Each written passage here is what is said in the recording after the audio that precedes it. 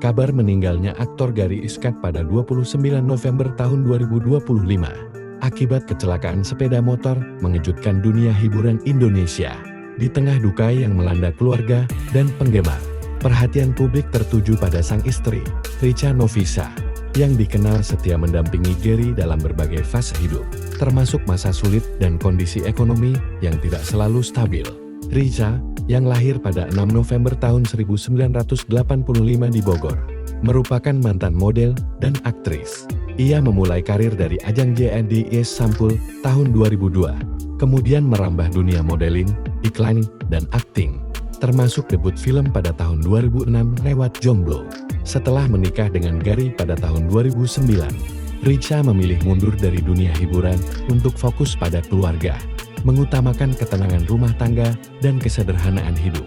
Selama rumah tangga mereka, Richa dikenal bersikap tegar dan bersyukur.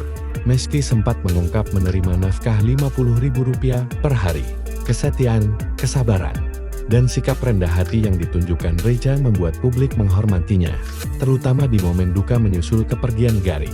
Meski kehilangan suami tercinta, Richa tetap menjadi simbol keteguhan dan nilai moral yang menginspirasi, meninggalkan kesan mendalam bagi keluarga dan masyarakat.